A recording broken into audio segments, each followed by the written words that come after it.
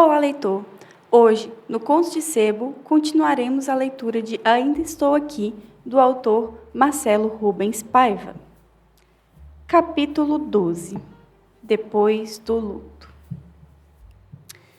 A casa da Delfim Moreira, 80, continuou do mesmo jeitão por anos. Virou um restaurante suíço por um tempo. Dizem que era um bom restaurante. Eu não tinha dinheiro para experimentar. Certamente, meus pais seriam dos primeiros a frequentá-lo. Que ironia! O sequestro de um embaixador suíço nos fez mudar de casa, que virou um restaurante suíço. Mantiveram as mesmas cores, paredes brancas e batentes azuis. Cheguei a visitá-la. Comecei a subir para o segundo andar. Um garçom me barrou. Expliquei que eu morava ali anos antes e queria rever a casa. Sozinho, circulei pelos quartos. O meu se transformara num depósito de garrafas. Tudo estava igual. O piso, as treliças das janelas, as mesmas portas e fechaduras. Tinha ainda o calor da minha família. Tinha ainda o calor do meu pai. Eu tinha vontade de contar para todos como fui feliz naquela casa. Dos jogos de botão no chão, do tapete em que eu e minha irmã mais nova rolávamos, imitando a abertura da novela Sangue e Areia, das brincadeiras de dublar dramaticamente grandes artistas no sofá da sala. Conceição, eu me lembro muito bem, vivia no morro a sonhar, com coisas que o morro não tem. Reparem nesta vista, de todas as janelas, do quartinho da empregada, do lavabo, do escritório, dos quartos. Se vê o mar, a praia, o céu. Naquela calçada, joguei muita bola de gude. Na outra, empinei pipa. Ali, comemorei a conquista do tri, batucando. As pessoas passavam de carro e buzinavam, felizes. Nesta janela, colei bandeirinhas do Brasil.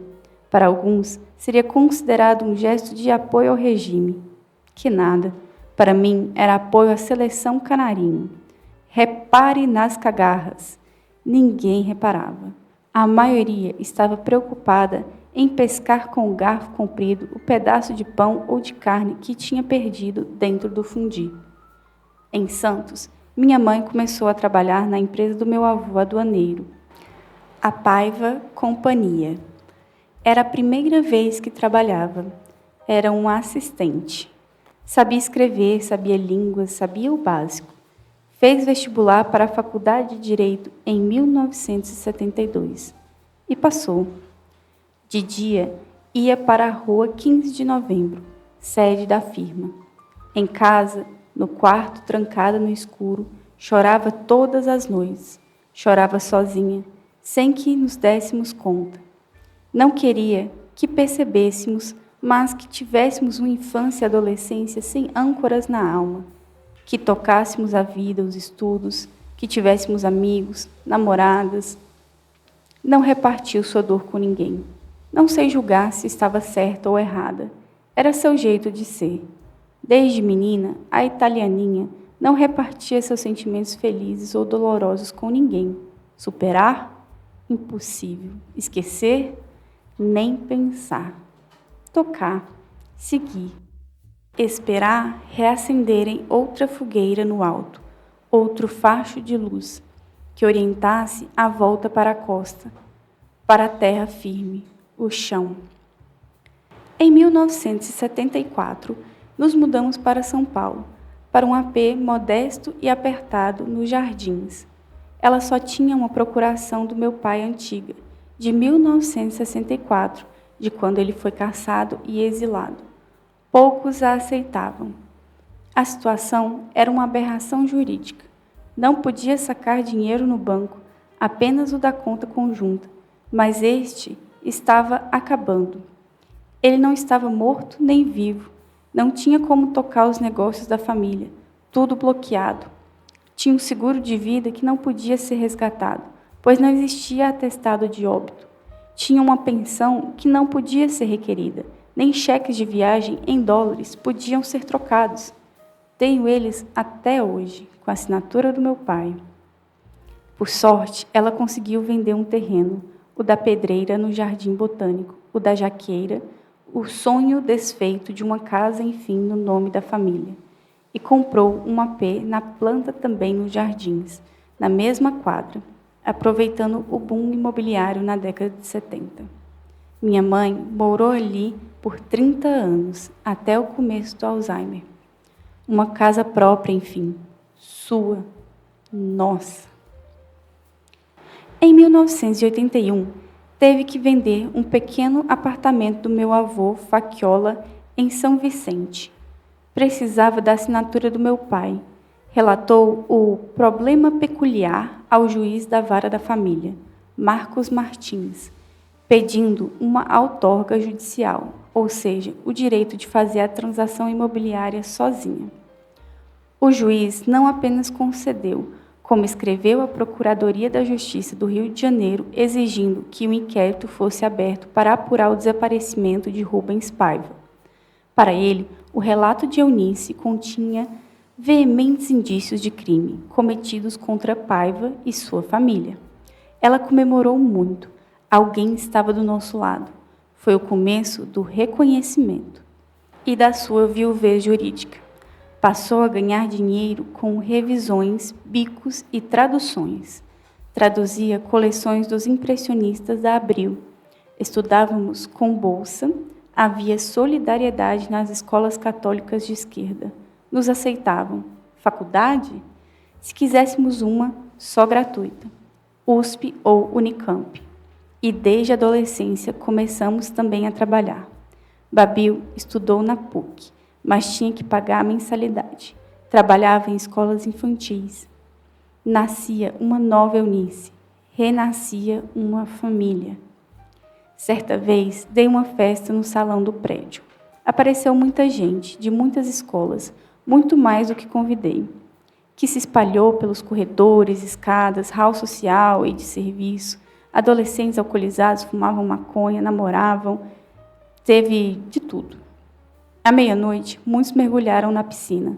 Teve guerra de extintor de incêndio. Tínhamos acabado de nos mudar para lá, e os moradores, nossos vizinhos, especialmente a síndica, não gostaram nada do que viram. A ressaca moral foi pior do que a alcoólica. Fomos multados por desordem. Levei um esporro da minha mãe. Logo na primeira casa própria que tivemos, depois de tanta luta para comprá-la, ela me obrigou a escrever uma carta com pedido de desculpas à síndica. Me obrigou? Não. Pediu. Dizia que eu era o único homem da casa, que deveria cuidar dela e das minhas irmãs, dar o exemplo, não dar trabalho. Escrevi. Dizia que a festa fugiu do controle. Pedi perdão. A carta é uma obra-prima literária. Só faltou citar Hobbes. O homem é o lobo do homem. Fui perdoado pela síndica e pela minha mãe, que depois virou síndica. E então começou uma relação em que respeito era o primeiro mandamento. Cara, controle-se. Nada de dar trabalho para sua mãe. Tudo bem, você está na adolescência. Mas olha a situação dela. Respeita. Você é o único homem da casa. Não é um moleque como os outros. Você tem responsabilidades. Tem que cuidar delas. Passei a trabalhar no jornal mural do colégio, Santa Cruz, que não tinha censura, em cuja sede, no centrinho acadêmico, se reunia uma mistura de nerds feras em xadrez com neo-hips perdidos entre tocar tropicália e rock progressivo no violão, ou os dois misturados. A maioria das meninas não nos dava bola. Não tínhamos carros, casas no litoral, guitarras importadas, pranchas de surf, havaianas, roupa de grife, nem mansões com piscinas ou quadras. Se interessar, gostamos de poesia e livros, entendemos de cinema e literatura. Sabemos por cima o que é realismo italiano, o neorrealismo, a nouvelle vague, o cinema novo, o existencialismo, a importância de Ladrões de Bicicletas, que mudou o cinema, filmes que vimos no Cine Biju, um pé de carteirinha, na escola, no Cine Club da FGV. Sabemos de Brecht, que mudou o teatro. Tocamos violão, usamos boinas. Isso acabou atraindo algumas poucas garotas, que curtiam nossas ideias existencialistas e continental sem filtro, o nosso Gaulois. Discutíamos superficialmente Camus, Sartre e Kafka, Dostoiévski de bônus. Eram os livros que líamos na escola, ou melhor, autores que nos obrigavam a ler.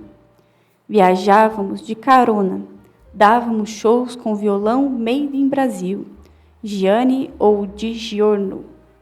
Usávamos bamba, íamos de busão para a escola e, eventualmente, pegávamos emprestado o carro dos pais, fugindo de blitz, evitando avenidas movimentadas. Éramos conhecidos como comunistas, apesar de não sermos comunistas e nos declararmos existencialistas/anarquistas. 1976, ano que prestei o primeiro vestibular, ano em que recomeçaram as manifestações políticas no Brasil. A sorte é que tinha uma ditadura a ser combatida, para extravasar nossas frustrações. Claro que só os comunistas da escola fizeram parte das primeiras passeatas reorganizadas pelos estudantes da USP, sempre dispersadas pela tropa de choque comandada por Erasmo Dias, a autoridade que gritava e espumava diante das câmeras. Éramos considerados os secundaristas. O apoio ou massa de manobra, termo pejorativo. A liderança estudantil pedia calma e que não revidássemos as provocações da repressão. Mas o que fazer contra os cavalos que avançavam sobre velhinhas religiosas da ala católica que apoiava a luta, organizada pelo bispo comunista Dom Paulo Evaristo Arns, do movimento contra a carestia, que eu nem sabia o que significava e que eram as que mais gritavam: mais feijão, menos canhão. Minha ira foi detonada no dia em que vi uma bomba de efeito moral ser atirada contra elas. Num gesto instintivo, chutei a bomba de volta, que estourou entre os pés de um grupo de policiais com escudos, capacetes e cacetetes, que rosnavam e se preparavam para sair batendo. Foi minha grande contribuição para combater a ditadura. Certa vez, eu estava acuado com os meus amigos existencialistas numa rua estreita da Praça da Sé.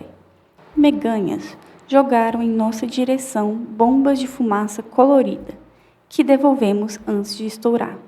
Eram bombas incríveis, com fumaças fosforescentes, lindas, que coloriam o cinza e a pátina no centro velho de São Paulo. Gostava quando atiravam aquelas bombas. Elas não nos intoxicavam, serviam para nos marcar. Bombas inúteis, porque corríamos para o metrô e a polícia não nos achava.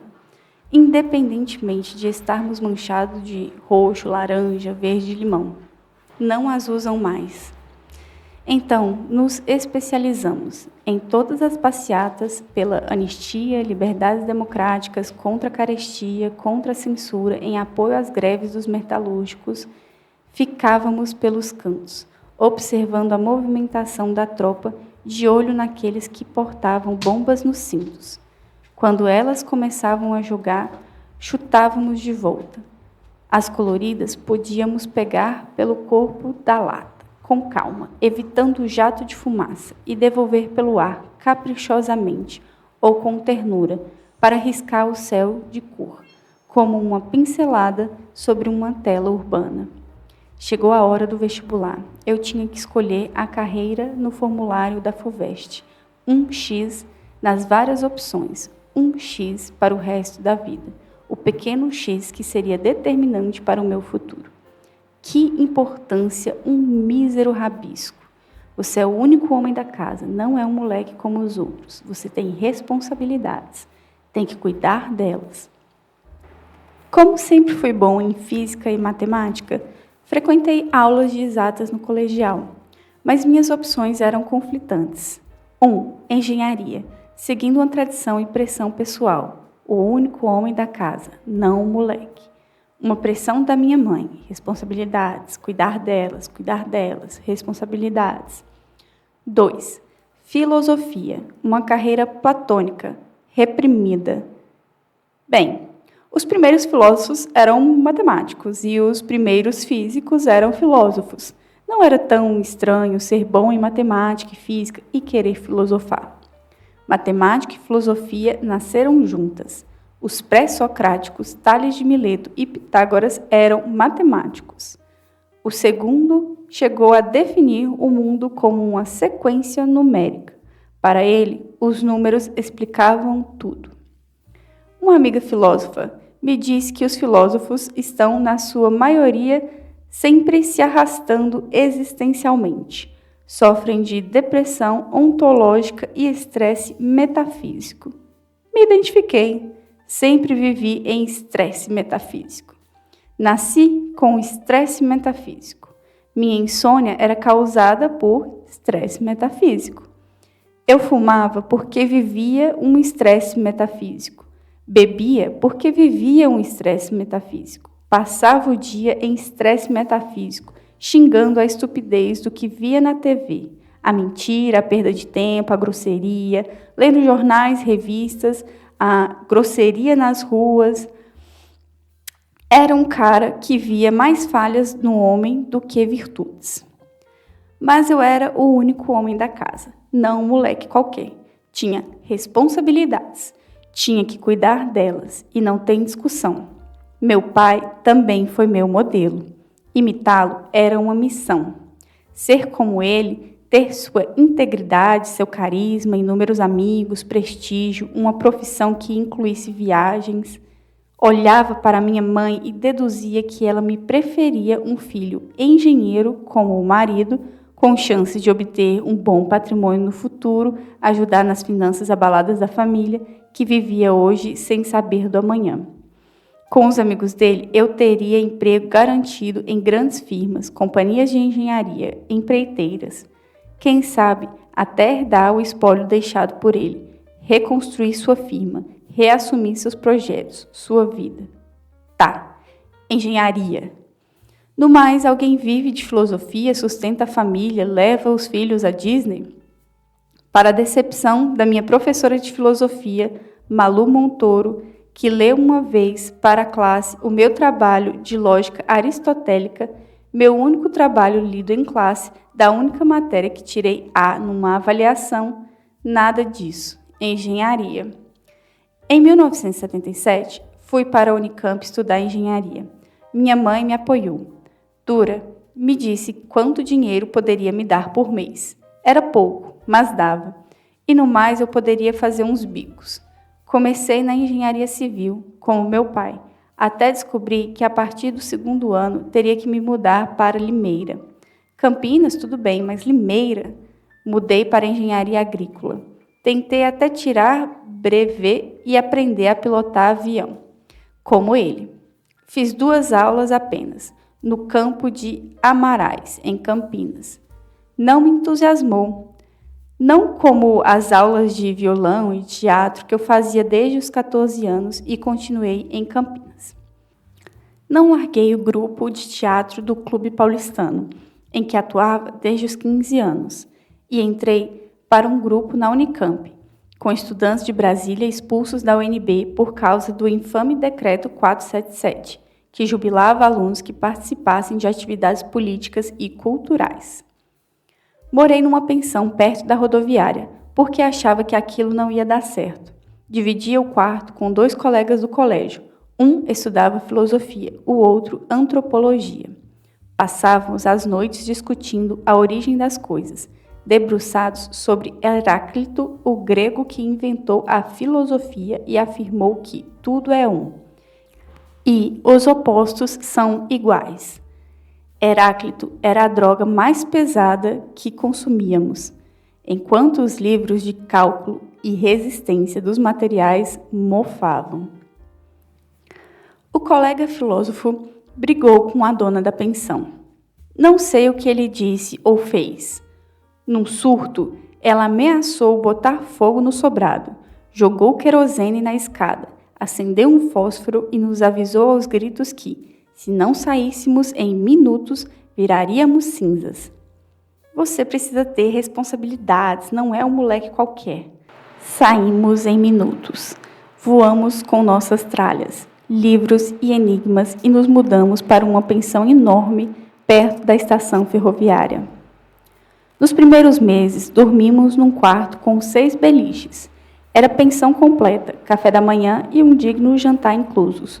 Quem servia era a filha do dono, uma moça de roupas apertadas e unhas negras, olhar agudo e sedutor, como o de uma existencialista francesa, que impregnou minhas fantasias. A pensão só tinha um banheiro e uma fila matinal nele. Quantas vezes não tomei banho no tanque do quintal, sob o frio da manhã campineira. A cidade era como um deserto, geladas madrugadas e um forno ao meio-dia. Enfiava as pernas na água, depois os braços, depois a cabeça, observado pela garota enigmática de unhas negras. Eu tomava banho como um francês. No beliche ao lado dormia um pedreiro que reformava o prédio de química do campus, onde os alunos produziam LSD e em cujo pátio interno a polícia encontrou pés de maconha. Nunca trocamos mais do que 2 palavras. Bom dia. Descíamos juntos as ladeiras do centro. No entanto, eu ficava no ponto de carona dos estudantes. Ele pegava o busão. Interessante como a divisão de classes cria rituais próprios, que aumentam a distância entre elas. Ele não ficava com os estudantes na fila da carona. Ia resignado para o seu busão, sua condução, o transporte dos trabalhadores, que deviam entrar pela porta de serviço nos departamentos. Estava na moda o marxismo. O marxismo estava em tudo. Na filosofia, antropologia, sociologia, até na crítica literária. O Brasil vivia uma baita ditadura, mas nas universidades o pensamento predominante era sobre as bases do marxismo. Marxismo não me empolgava, o existencialismo sim, e procurava, como sempre, desvendar os textos de 2.500 anos antes e entender os pré-socráticos e os filósofos recentes, escrevendo cadernos e cadernos com pensamentos, me perguntando se a vida daquele pedreiro fazia sentido, me exibindo no banho de gato para uma misteriosa garota de unhas negras, ignorando os livros de eletrificação rural e irrigação, cujo professor, no primeiro dia de curso, disse que a invenção mais importante da humanidade era o ar-condicionado. Em algumas tardes, eu encontrava o pedreiro trabalhando com seus colegas. Nos cumprimentávamos educadamente. Ele já não usava a roupa de antes, mas um macacão sujo de tinta, que provavelmente a existencialista não lavava. À noite, ele já dormia pesado quando eu entrava confuso pelos paradoxos de Zenão. E frustrado, pois as mãos com unhas negras tiravam os pratos e desprezavam as minhas, apesar de eu sempre tentar relar nelas, a maior ousadia que eu cometia, para tentar me aproximar da filha do dono, que parecia um mafioso siciliano e vigiava todos os passos da ragazza. Engenharia, como existencialismo, era um fardo. Comecei, como Parmênides, a desenvolver minha veia poética. Escrevi letras de música, tocava violão até o amanhecer, no quarto de pensão. Fiquei meses morando nela, meses sem ter um endereço fixo, meses improvisando uma vida, meses sem responsabilidades.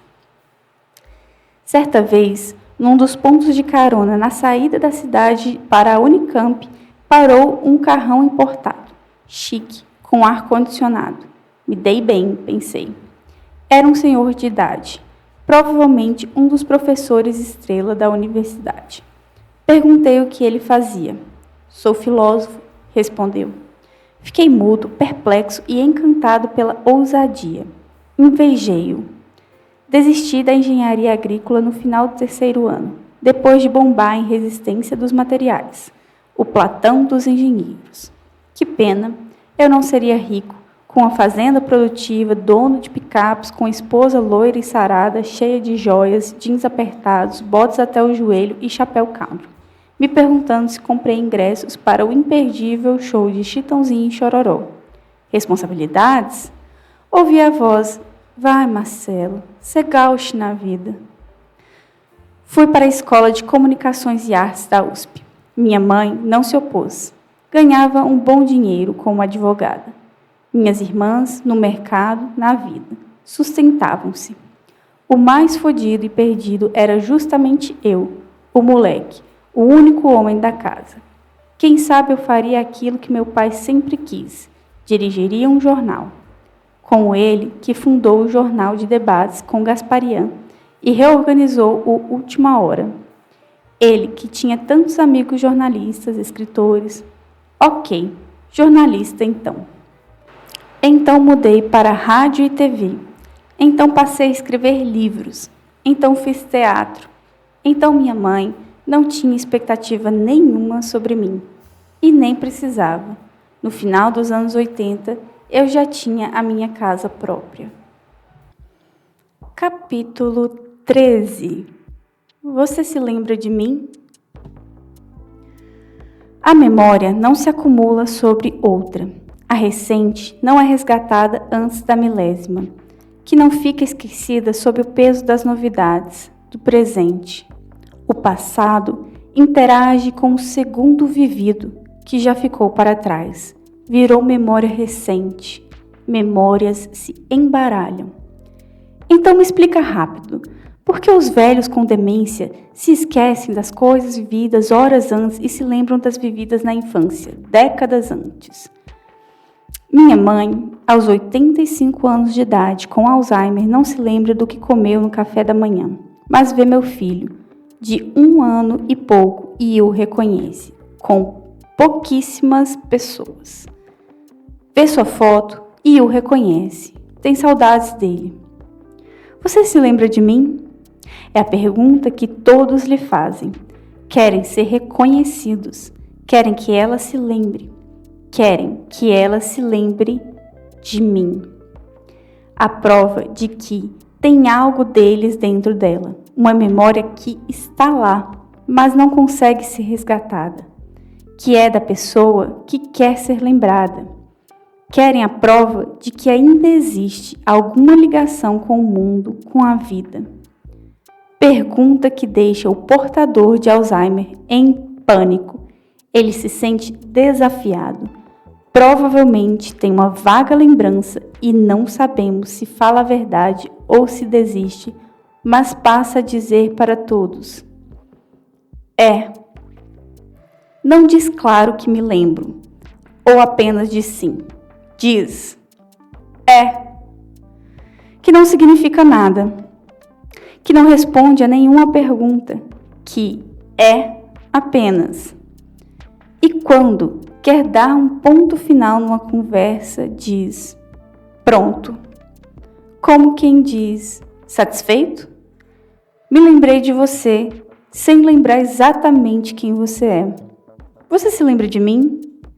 Veroca deu uma resposta ótima para um professor que fez essa pergunta.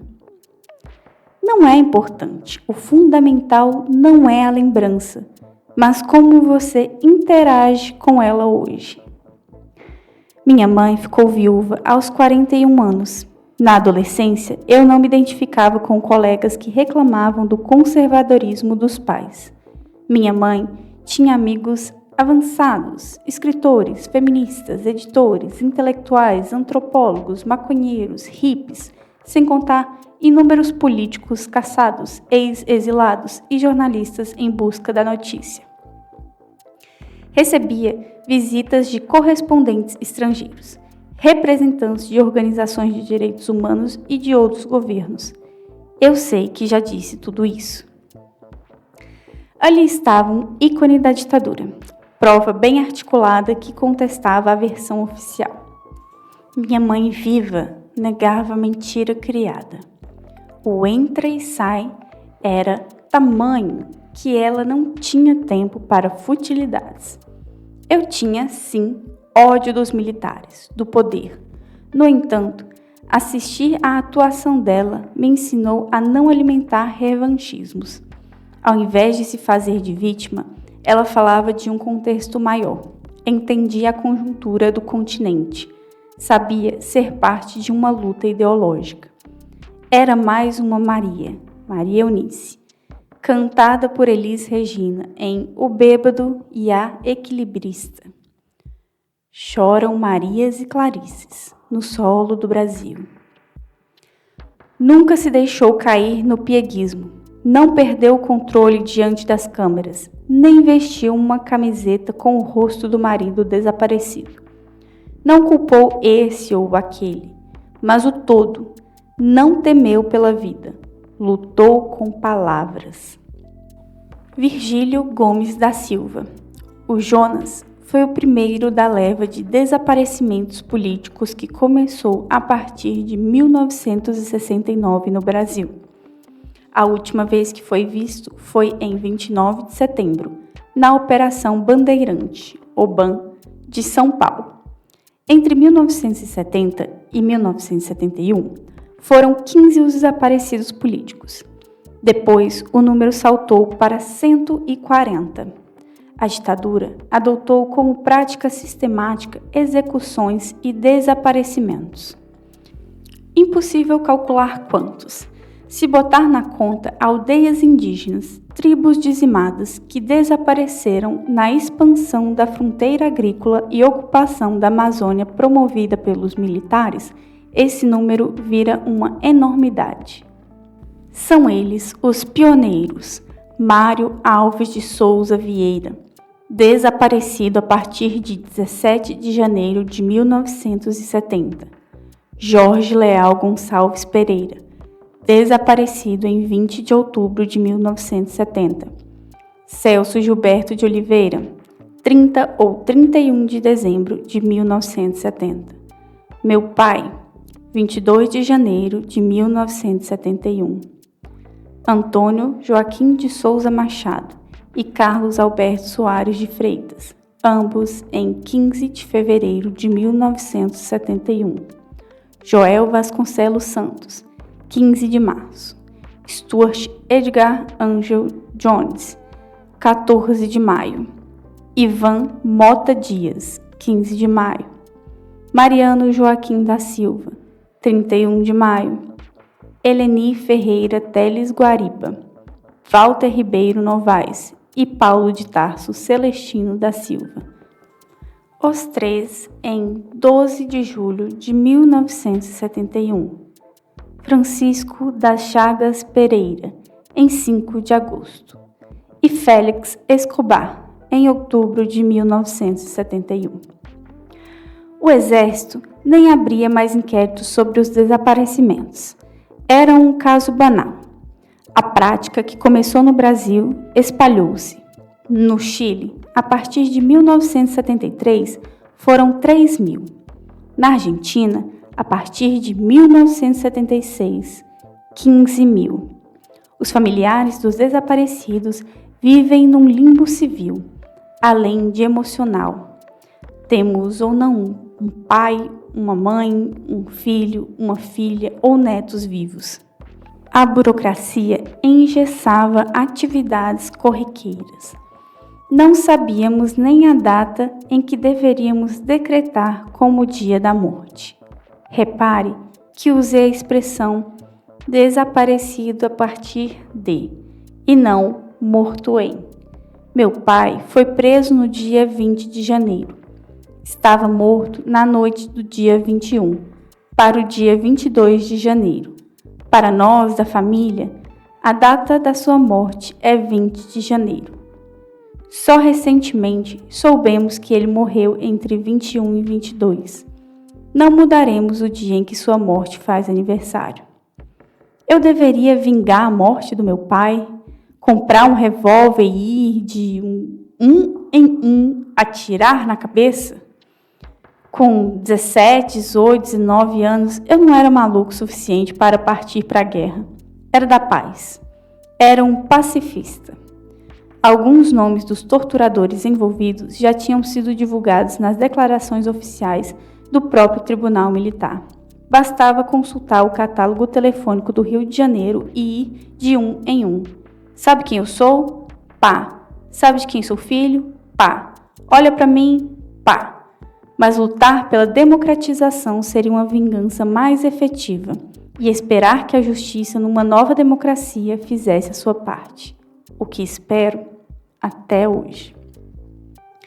A famosa caixinha da Fiesp, de empresários que financiavam o centro de tortura da UBAN, que inspirou os doicodes, era passada pelo Henning Boylesen, da Ultragaz, e dizem que ele frequentava as sessões para assistir os garotos de ponta cabeça levando choques.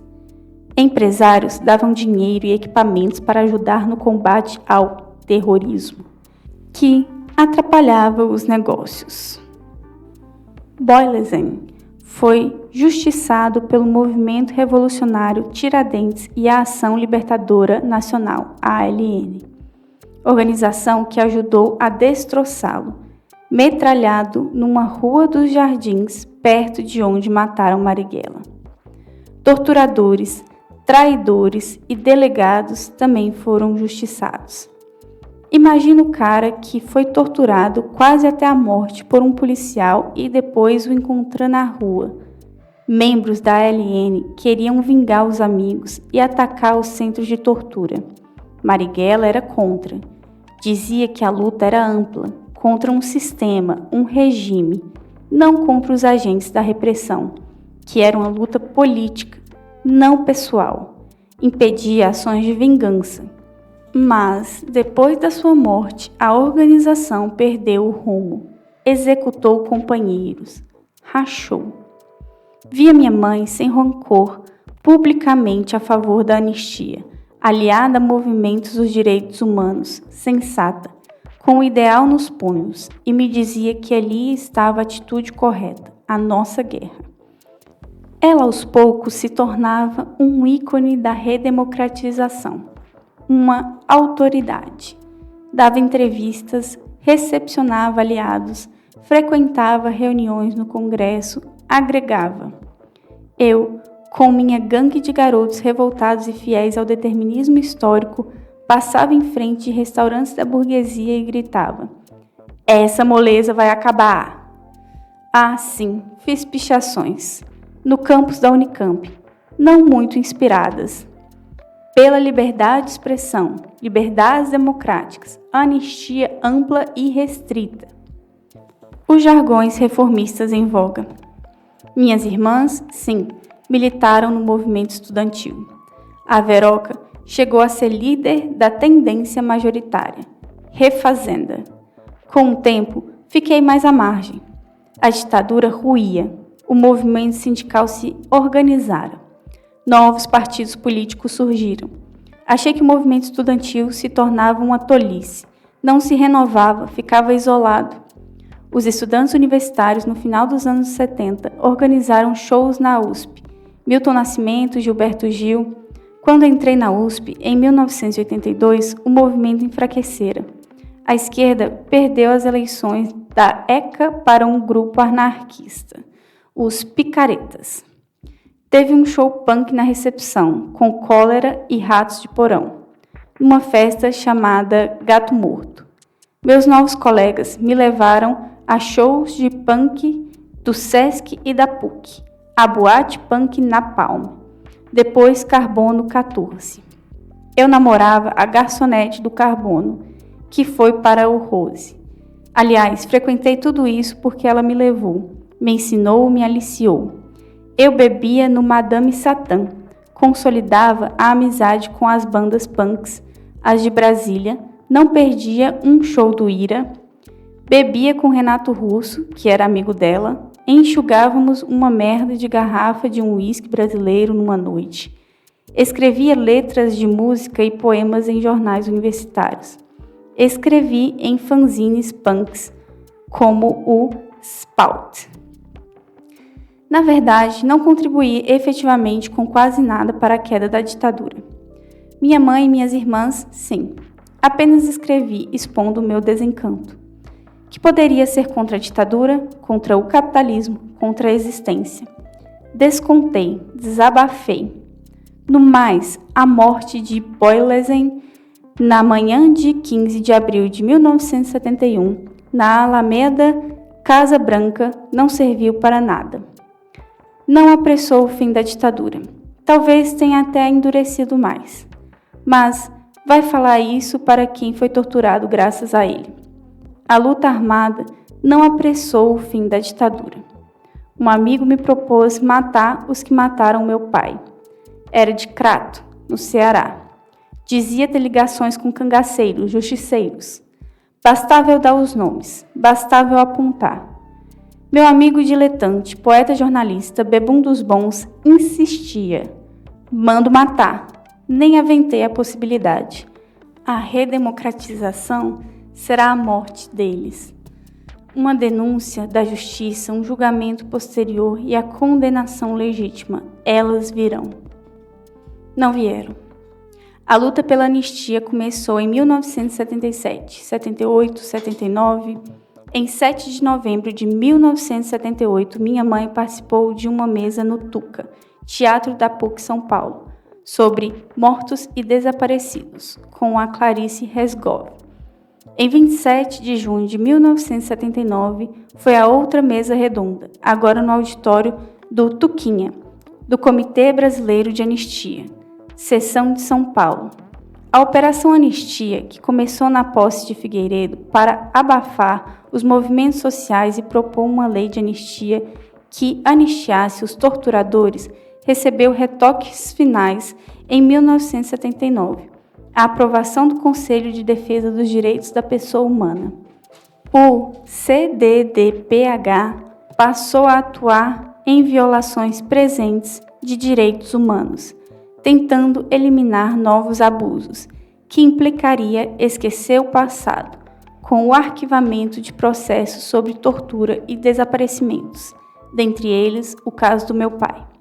A reação dos familiares foi imediata, saiu nos jornais.